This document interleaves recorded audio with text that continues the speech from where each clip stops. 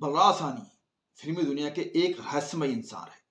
Set पर उन्हें चुपचाप एक कोने में बैठे किसी नॉवल में डूबे हुए देखा गया। फिल्मी पार्टियों से नाराज रहे, हल्की बात कभी नहीं की, इसीलिए गॉसिप पत्रिकाओं से गायब रहे। आकाश 1953 में उनकी नायिका नादिरा के उनके बारे में विचार थे। बलराज बहुत सांस्कृतिक और बहुत पढ़े लिखे इंसान थे, अपने रोल में पूरी तरह से इन्वॉल्व लेकिन अपने में खोए हुए। मुझे लगता है कि वो अंदर से गल रहे थे। इसीलिए जब उनकी मृत्यु हुई तो मुझे तकलीफ तो हुई, लेकिन शौक नहीं लगा। ऐसा तो होना ही था। बलराज के बारे में कहा जाता है कि वो किरदार की खाल में घुस जाते थे। शूटिंग खत्म होने के बाद भी वो देर तक उसी में खोए रहते। यही कारण है कि बंगाल ध्रुवीश पर बनी धरती के लाल 1946 की शूटिंग खत्म होने के बाद भी वो कई दिनों तक दुर्भिक्ष पीड़ितों के बारे में सोचते रहे। मोतीलाल के बाद वो ही पहले एक्टर थे जिन्हें नेचुरल आर्टिस्ट की श्रेणी में रखा गया। हर बार एफर्टलेस परफॉर्मेंस, उन्हें किरदार के बारे में सिर्फ बताया जाता था, बाकी काम वो खुद संभाल लेते।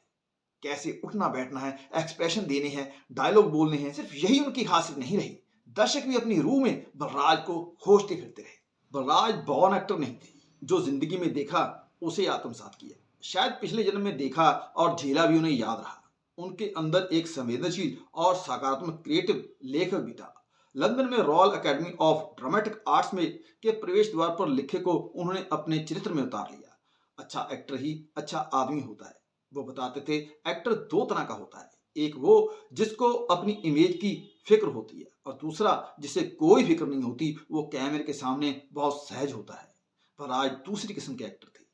बलराज ने रावलपिंडी में 1 मई 1913 को एक कपड़ा व्यापारी के घर जन्म लिया। तब वो युधिष्ठिर थे, लेकिन स्कूल में उन्होंने अपना नाम बदल लिया। बलराज हिंदी में बीए और फिर अंग्रेजी में एमए। उस दौर के लिहाज से वो ओवर एजुकेटेड लायक कहलाए।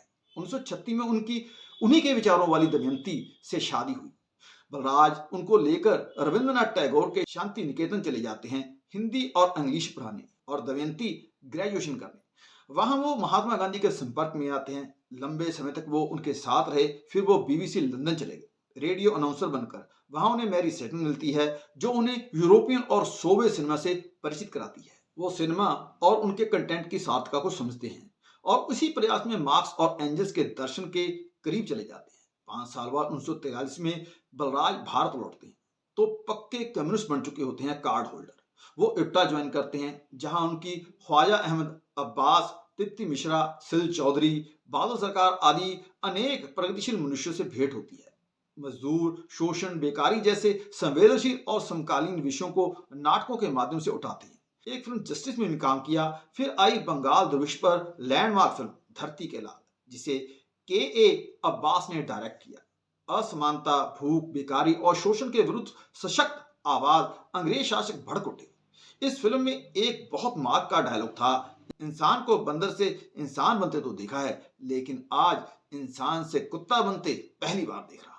बलराज ने महसूस किया कि जिस लक्ष्य की उन्हें तलाश है वो थिएटर के सीमित ऑडियंस में नहीं मिल सकती। सिनेमा का क्षिति विशाल है। उन्होंने सिनेमा का रुख किया। उसी दौर में उनकी गुणी पत्नी दमयंती का निधन हो जाता है। बलराज टूट गए। बच्चों को संभालना और अकेलेपन से निजात पाने के लिए उन्होंने अपनी कजन संतोष चंडोक से दूसरी शादी की। जिंदगी में स्थायित्व आया। गुरुदत्त की बाजी 1951 का लेखन मिला। इसी दौरान उन्होंने एक बस कंडक्टर जॉनी वॉकर का गुरु से परिचय करवाया। बाकी तो इतिहास की बात है कि जॉनी वॉकर ने आकाशीय बुलंदियों को छुआ।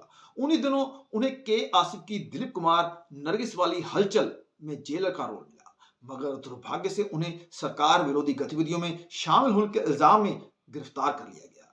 उस दौर में मजदूर के हक और शोषण के विरुद्ध आवाज बुलंद करने वालों को कम्युनिस्ट समझकर सलाखों के पीछे पहुंचा दिया जाता था। यानी कुछ कुछ इंदिरा की इमरजेंसी, और आज ऐसा हाल था। बलराज के घर में खाने के लाले पड़े थे।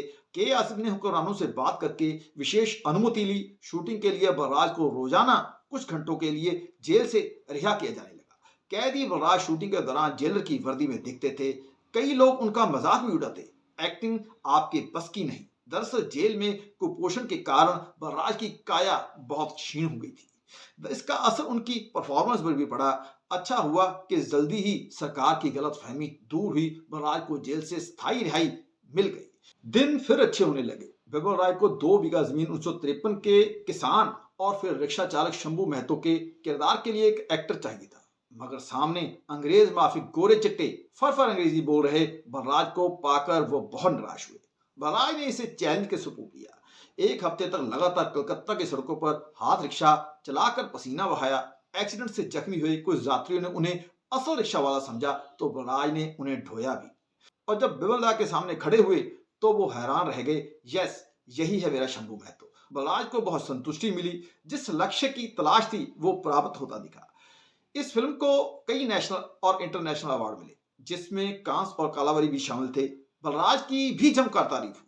वस्तु फिल्म की जान भी वही थे, लेकिन अफसोस उन्हें कोई अवार्ड नहीं मिला। मगर बलराज तनिक भी दुखी नहीं हुए। उनके लिए संतुष्टि सबसे बड़ा अवार्ड था। इसके बाद बलराज को पीछे मुड़कर देखने की जरूरत नहीं। फिल्म स्वयं ही आती रही, उनकी प्रतिभा निगरती ही चली गई। ऐसी भी फिल्में आई जो स्त्री केंद्रित थी, मगर बलराज की पावरफुल उपस्थिति ने फिल्म की वैल्यू ही बढ़ा दी। जैसे सीमा, कठपुतली, भाभी, लाजवंती, अनुराधा, अनपढ़, आसरा, छोटी बहन आदि। बलराज ने कृष्णा चोपड़ा के साथ एक फिल्म भी डायरेक्ट की थी, लाल बत्ती 1957, जिसमें आजादी के दिन एक ट्रेन एक वीरान स्टेशन पर इसलिए खड़ी हो जाती है कि स्टेशन मास्टर का मर्डर हो जाता है। काबुलीवाला 1961 बलराज की जिंदगी की नहीं बल्कि सिनेमा के इतिहास में भी मील का पत्थर बनी। अब्दुल रहमान खान नाम का अफगान कलकत्ता आता है व्यापार करने। एक छोटी सी गुड़िया से उसे स्नेह हो जाता है, लेकिन तभी रहमान के हाथों एक हत्या हो जाती है और बदले में मिलती है 14 साल की कैद। रहमान जेल से बाहर आता है और उस गुड़िया के घर जाता है, मगर गुड़िया अब गुड़िया नहीं है, वो बड़ी हो चुकी है। रहमान को अपनी बेटी याद आती है। अरे, अब तो वो भी बड़ी हो चुकी होगी। ऐ मेरे प्यारे वतन, ऐ मेरे बिछड़े वतन। मेरे विचार से सिनेमा और बलराज को समझने वालों को यह फिल्म जरूर देखनी चाहिए। वक्त 1965 कई कारणों से याद की जाती है। उनमें एक लाला केदारनाथ भी थे, जिन्हें अपनी मेहनत, बाजू और 3 बेटों पर बहुत गर्व था। भाग्य को नहीं मानते थे, मगर वक्त के मिजाज के उनके मुंह पर ऐसा तमाशा मारा कि सब कुछ तबाह हो गया। आदमी को चाहिए वक्त से डर कर रहे। फिल्म इसी किरदार के आसपास ही घूमती रही।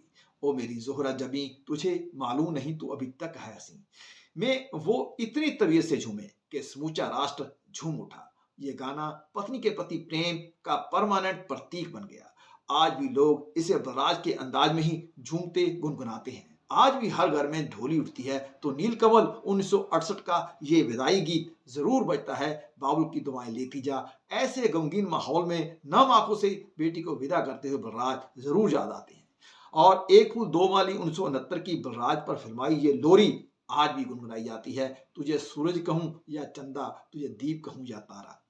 हकीकत आए दिन बहार के, नींद हमारी ख्वाब तुम्हारे, हमराज अमन इज्जत दो रास्ते तलाश, पितर पापी घर घर की कहानी, पराया धन हिंदुस्तान की कसम, हंसते जख्म और संघर्ष भी बलराज की यादगार फिल्में हैं।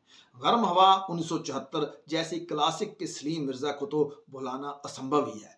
पार्टीशन का दौर है, हर तरफ मारकाट, अफरा तफरी और अविश्वास का माहौल। सलीम मिर्जा का व्यापार चौपट हो जाता है। सारे नाते रिश्तेदार और दोस्त पाकिस्तान जाने का फैसला करते हैं, लेकिन मिर्जा जमे रहते हैं। लेकिन हालात इतने खराब हो जाते हैं कि अवसाद में डूबी बेटी अमीना खुदकुशी कर लेती है, तो मिर्जा भी भारी दिल से घर पर ताला लगाकर पाकिस्तान जाने का फैसला करते हैं। मगर रास्ते में उनका बेटा सिकंदर रोजी रोटी के हक के लिए निकल रहे एक जुलूस में शामिल हो जाता है। मिर्जा भी जुलूस के पीछे चलते हुए मुख्य धारा में शामिल हो जाते हैं। जब सरहद पार भी लड़ना है तो यहीं क्यों नहीं। इसे उनके करियर की सबसे बेहतरीन फिल्म माना जाता है। इस किरदार को बलराज ने जिस शिद्दत से जिया उसे शायद कोई और अदाकार नहीं जी सकता। दुर्भाग्य से बलराज की ये आखिरी फिल्म भी रही।